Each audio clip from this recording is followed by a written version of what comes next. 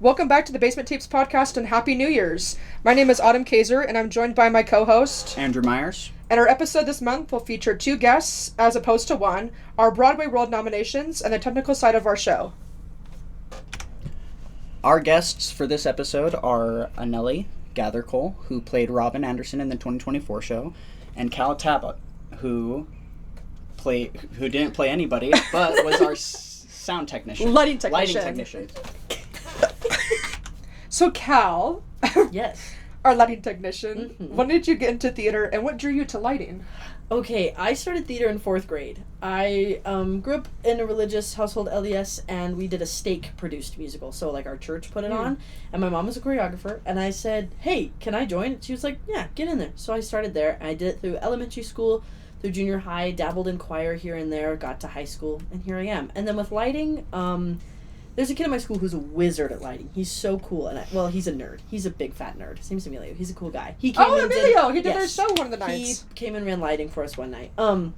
He's a whiz when it comes to lighting stuff. And I kind of looked at him my junior year and I was like, I bet I could learn that. That seems pretty cool. And so I started poking around, asking him questions. And then Aneli reached out and was like, hey, we need a tech position. And I was like, I'll put in a resume and see what happens. Wow, so that was like your first professional lighting show? Mm-hmm. That's really impressive. I didn't know that. Yeah, I've never done full lighting for a show before. I've dabbled in it here and there. I've come up with concepts on my own because I'm still in school. We do a set production unit and then we do lighting as well in our stage crew class where we kind of just talk about the foundations of lighting and stuff like that. And I was like, yeah, I'll give it a shot. And so, yeah, wow, that was the first time. Incredibly impressive to do lighting design and lighting tech at 17. Yeah. Wow. It was cool. That's really cool. Mm-hmm. So good beginnings. Aneli, my first question for you is, I want to know what your first thoughts were when you first got cast as Robyn, or what your first thoughts were when you first heard about this project. So I found a post on Facebook on, like, Utah actors, group, and it was for a play that was happening, like, in Salt Lake, and, I just barely got out of high school, and I missed doing theater, so I was looking for something to get my hands on, to get working on. And I saw that post, and I saw that it was about a school shooting, and I was like, whoa, that's, like, really, like, tense. But I was like, oh, it's a pretty professional theater if it's performing, like, at the Eccles, like, at the Black Box. And so I was, I didn't have high hopes at all. I was just like, oh, yeah, I'll try for it, get my name out there. I probably won't even make it, but, I'll try and get into it. So I auditioned, and then I got, like, an email, like, the next day from Autumn about getting a call back, and that was really cool. I was honestly so shocked, because I didn't think I'd even get into it, let alone, like, get a call back. And so that was really cool, and then when I got cast as Robyn, I didn't know a lot about the storyline, because I was born 7 years after it happened. So I'd heard of the whole event, but I didn't know a lot about what happened. And so I found it was interesting when I found out that I was going to be a love interest, kind of. And then finding out just, like, a lot of different stuff about Robyn was a really cool process. So Cal, what was your favorite scene in the show, both to watch and lighting-wise? This question's the hardest one. You asked me this a while ago. But the lighting-wise But one. lighting-wise, my favorite, I don't remember the names anymore. I got you. The one after his monologue that has his dad and Susan. That was my favorite one. Your morality. Yes, that was my favorite one to light. I loved the isolation. I loved the cool tone that it had.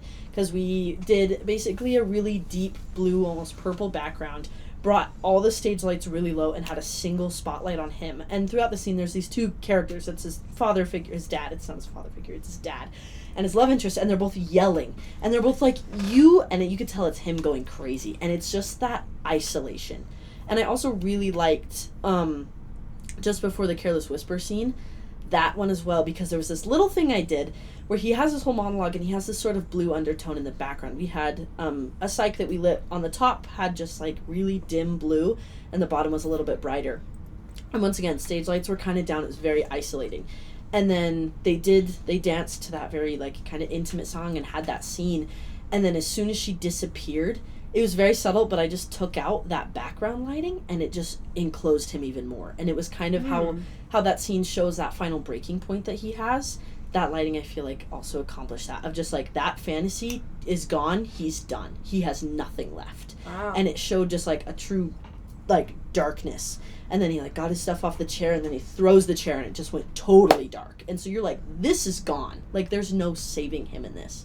So for both of those scenes, those breaking points were just so, I feel like, fine-tuned that I was just like, I think we can capture this in that darkness that they probably were feeling. So, yeah. That is so cool that lighting can really tell a story like that. Like, it really makes or breaks a show to have good lighting. I agree.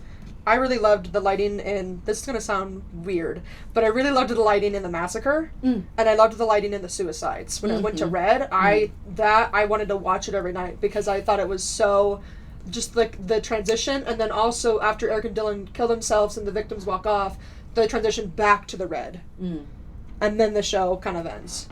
Before the epilogue. Because, yeah, that's where they were left, and you're just, like, left in that, like, oh, crap, kind of, like, they're gone. Like, everything's done. And you're just like, and then it just progresses. And, like, the differentiation between, like, the white lights for the victims and they're walking off and Mitch's silhouette, and then it's, like, immediately we're in, like, the depths of hell. Yeah. That was a cool part to do. That I was fun. loved that symbolism. I would sit there every night and I'd go, Mitch, Mitch, Mitch, okay. Like, I'd, like, count for him, I'd see him, and I'd see him walk off, and I'd go, okay, I can go. It was a great moment. Aneli, the answer to my last question prompts my next question. I want to know what was the most relatable thing about Robyn to yourself. That's a good question.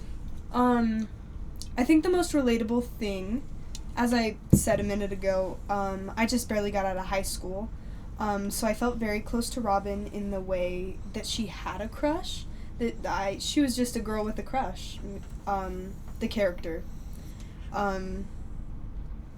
Because it felt, like, real in the fact of, like, when she was, like, in her bedroom all giddy and, like, silly about the fact that, like, oh, this teenage boy likes me, like, and just being so naive about it. That felt very relatable, just having come out of high school, knowing that, like I was that way in high school, and I know, like, a bunch of, like, friends that I have that are still in high school are that way.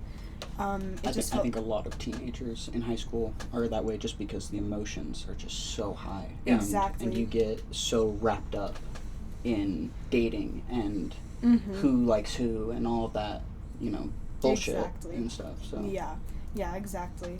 It just, it felt very real to be in the state of, like, bliss of just liking someone. So, Cal, as you mentioned before, you're only 17 and have already worked a professional gig at one of the most prestigious theaters in Salt Lake City.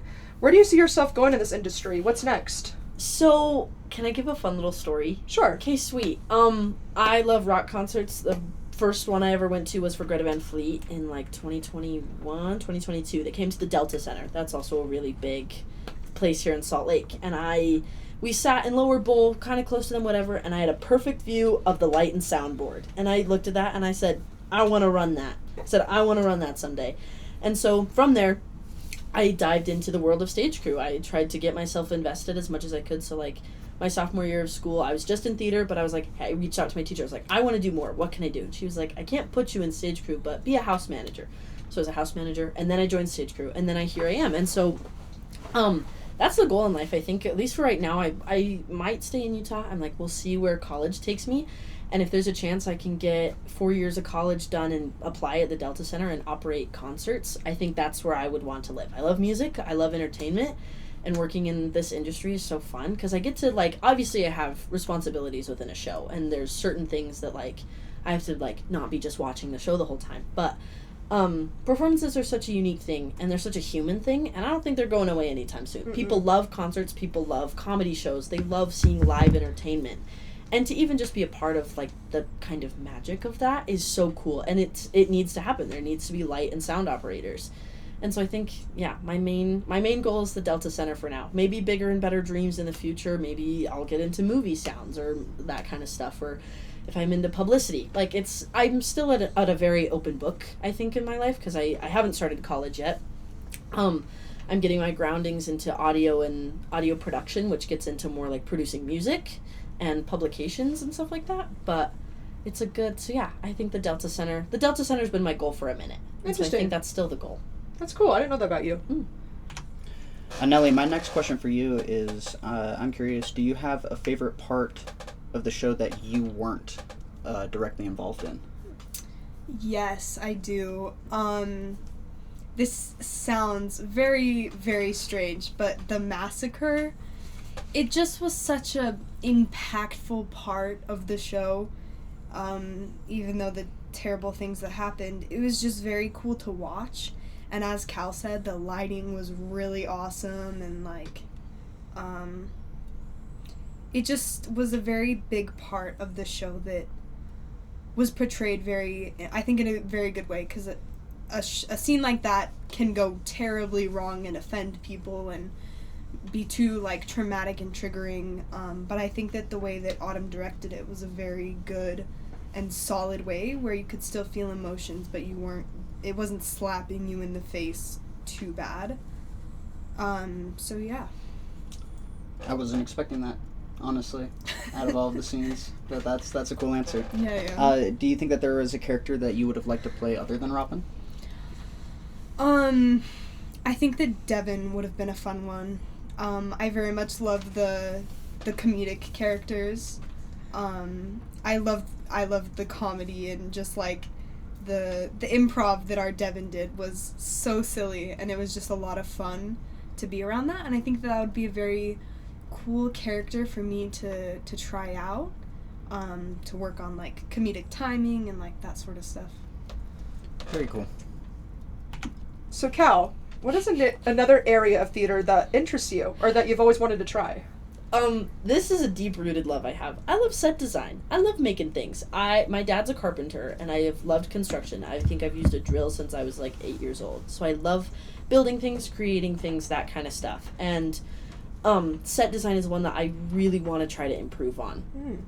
I've come up with a few concepts. We do a whole design unit for our spring shows at my school, and so we get to come up with set ideas, and she either like picks some or doesn't, and so that's kind of a hard thing. Like, our director does that, but it's given me a cool window into what needs to happen in order for a set to be built. You have to think about what location does this take place in, what time period does this take place in, what parts do we need, what moving parts need to happen, is there something that needs to be hydraulic movement, or is there something that needs to be a projection, or all that kind of stuff. And I feel like your setting has to work with everything. Like, you can't have a show with like a really good setting and not good lighting. Like, you have to be able to work as a team with those other creators. You have to sit down with your director and say, okay, these are my concepts, how can we integrate these into your vision, and that kind of stuff. And it's a really cool just creative process to like go through, because you start with these huge ideas, and like I started with Pinterest boards and Google searches and all this kind of stuff. I got to do one last year for Charlie and the Chocolate Factory.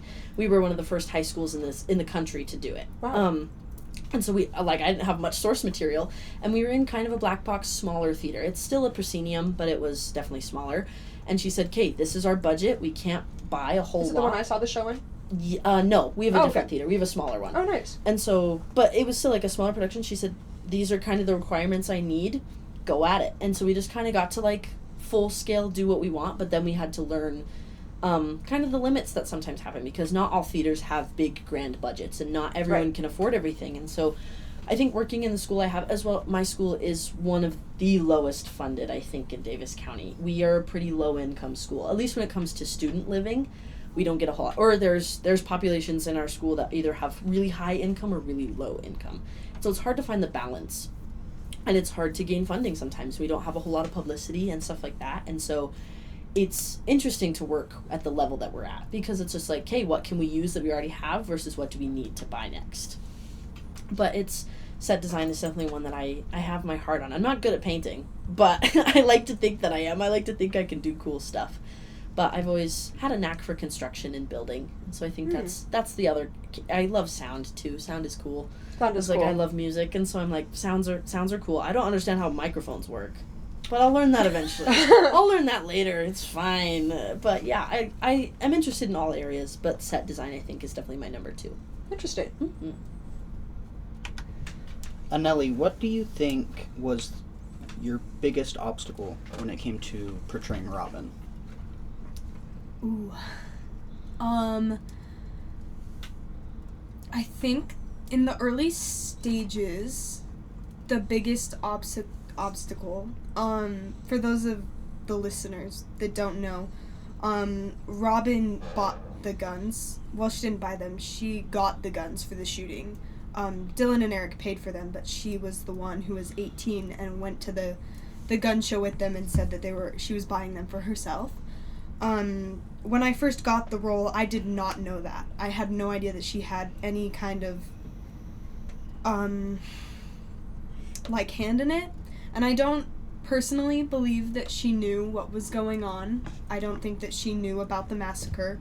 But one of the obstacles was that that's a very polarizing thought. Lots of people argue on it, disagree about if she was helping with the massacre, or if she didn't know anything about it.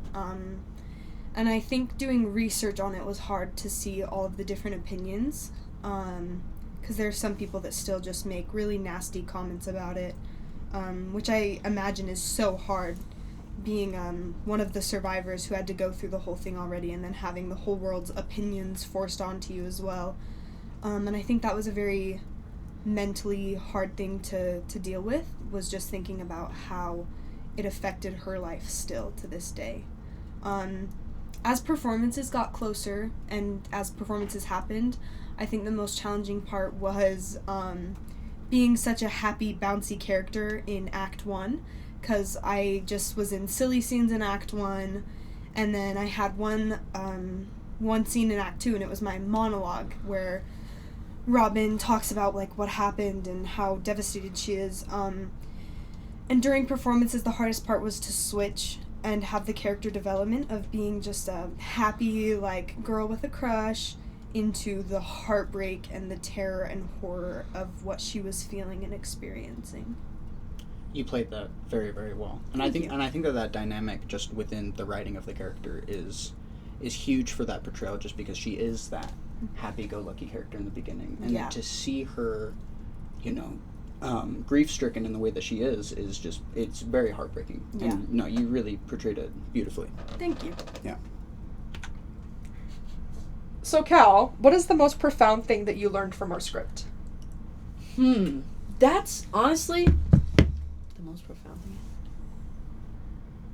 The story as a whole.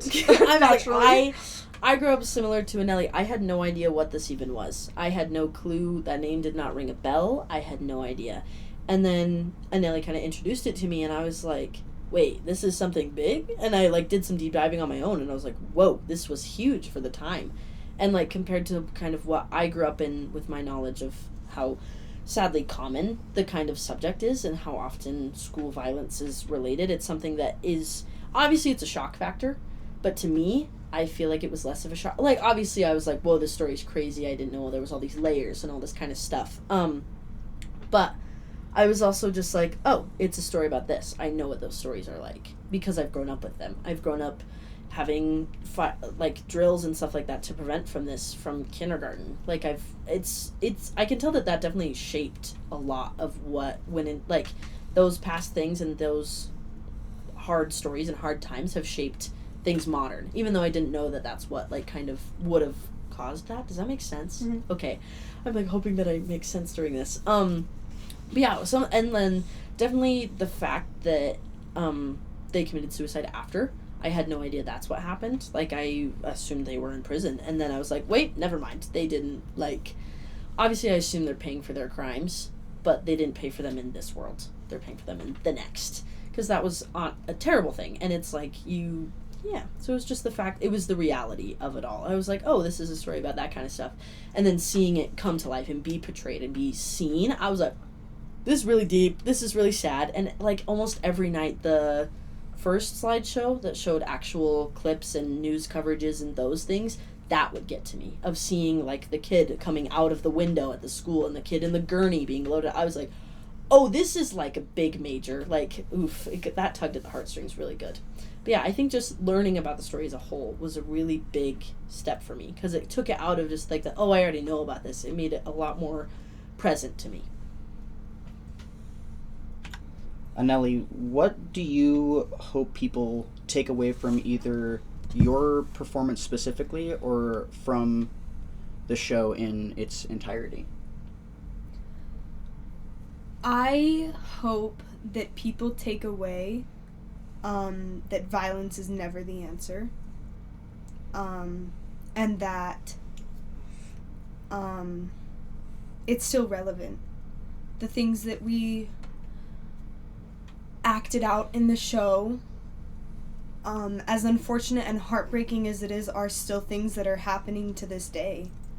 You hear it all over the news. You hear about school shootings. You hear about violence at a store. You hear all of these things, and I think that as a society we are afraid of it, and that causes us to mostly hear about these things and say, oh, that's so sad, and then brush it under the rug and forget about it because you don't want to think about it. It's not a happy, positive experience. But I think that as unfortunate as it is, we do need to think about it, because it's not okay and it needs to stop. It's too common in today's society. And I think that it's a very important message to share, that it's still happening and that you can have a positive impact. Anyone can have a positive impact on the world by just taking care of the people that they love and always being kind. Yeah, and taking care of themselves as well, I think is a huge factor. Absolutely. As well. Yes. So Nellie, I have a question for you. All right. It was recently announced, as of filming this, that our show is nominated for 5 BroadwayWorld Salt Lake City awards. One of those is for you as Best Performer in a Play. Though when this episode is released, we will know who won. As of today, it was announced that you're in the top 5. How does it feel to be nominated for this award for your first professional theater gig? Honestly, I didn't believe it at first. You can even ask Cal. We were sitting together when I found out. And I was just shocked. I just kind of sat there staring at the screen for like a good 3 minutes, just not knowing what to say or do.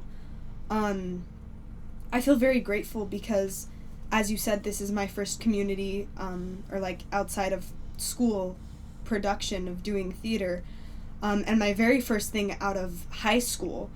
And so it was crazy in the first place to me that I got a lead role, but then secondarily that I got nominated for Best Actor in a Play of Salt Lake City. I mean, it's a huge thing and very, very cool. I think I'm very, very lucky and grateful for the opportunity to have that. And it feels very validating because I do feel as though I worked very hard and put a lot of hard work into Robyn, and I put a lot of thought behind it and tried to really just give my all to that character, so it feels very validating. It's very well deserved. Thank you. So Cal, my final question for you is, what is something that you would like listeners to know about you, or something that you enjoy doing outside of theater? Ooh, I'll answer both questions. First part, something for people to know about me? No. Yeah. Stick with it, no matter what you're doing. There's pull through. There's always, okay, she pointed at me and laughed at me. Anyways, but throughout this whole process, I kind of just had to trust that I was doing the right thing. Because when I first heard about the project, I was like, I'll put my resume in and see if you even look at it. I had no idea, because I was like, oh, this is a professional production. This is hosted in such a high place that I'm like, I just have a high school education. I'm just feeling it out here. And so I kind of had, and then when you reached back out, I had to trust myself and saying, okay, I'm capable enough to do this. I have confidence in myself. And so gaining that confidence of myself and trusting that I could learn and do it definitely had the biggest impact on me. Because I know if I had sat there the whole time and been like, I don't know how to do this, I don't think I can, I would have dug myself a hole and not been able to do it. But the fact that I kind of got in there and I was like, okay, this is going to take some elbow grease, it's going to take some headaches, it's going to take a few monsters, and we're going to push through. And it did, and it ended up being such a unique and cool thing. And I can look back and say, no, I walked into that production I did my best, and it turned out really good, and I can be proud of the work that I did. And so just sticking with it. That's one thing that I've noticed a theme in my life recently of doing that, of progress and sticking with it, of just being like, hey, no matter what project I'm handed, give it my all, do what I can, leave it better than I found it. And then, what was the second part? What do you enjoy doing outside of theater? What do I enjoy doing outside of theater? I'm big into exercise. I love lifting weights. I feel so big and strong when I do. I have a gym class right now, and it's with all my dude friends, and I'm like, I feel so cool when I do it. Health science is something that's super interesting. I like biology. I'm kind of a nerd. I like exercise. I feel cool moving my big, heavy circles. It feels nice. That's basically what I do. I go and I pick up circles in various positions. I like doing that. I like going to the sand dunes and four-wheeling. I love off-roading. I have four-wheelers and dirt bikes and snowmobiles, and I love all of those. I'm so excited to go snowmobiling. I haven't yet, and I crave it. You know how the children yearn for the mines? I still don't even know what that means. Do any of you know what that is? No! Minecraft. Child labor. It's Minecraft. Okay. Anyways, for any listeners, there's a dumb quote from honestly probably 2012, and it says the children yearn for the mines. And it's so funny. And I yearn for the snow. I hate winter, but I love snowmobiling, and I love sand dunes and being dirty, and I love cars too. Just engines. Engines are cool. I went to a car show this year. I love cars. They're so awesome. Anyways, that's where I'll leave my 2 pieces. Okay. Well, thank you, So Cal. moral of the story, push through, and I yearn for the snow, okay? Well, thank you so much, Cal. Thank you. On more of a serious note. Don't talk about the children like that. Yeah. Especially when they yearn for Cal, the you're mines. gone. Sorry. Aneli, my final question for you is, do you think it was hard or will be hard to let Robyn go as a character? Very good question, by the way. Thank you. I think it depends on in what context, because I think personally for me, every character that I have ever played and will ever play kind of molds into be a part of me, in a healthy way. I think that I carry pieces of them with me because it's something that I researched and I delved into and that I put effort into. And I think for Robyn, a huge part of her that I will always carry with me is strength and resilience. As I said previously, she has been through so much. Just going through the event in itself was a lot, and dealing with the backlash from the world and everything that just has happened and continues to happen is a lot. And I admire her strength of that. And I don't know where she is today, or nobody does, but just the courage and strength that takes to go through something so heavy and to continue with life and continue living with that. And so I think that that's something I want to take with me everywhere. But I do think that right after the shows ended, it was very hard to kind of take a step back from that. After being there every night and delving into the character and the feelings, it's hard to leave behind the story and the character. And that's another reason why I think I do try to carry every character I play with me, a little part of them, because it feels wholesome to keep their story alive, which is ultimately the reason why we wanted to do the show, a lot of us, to keep the story alive and to inform people of the victims and the survivors and just of everything that happened. So, yeah.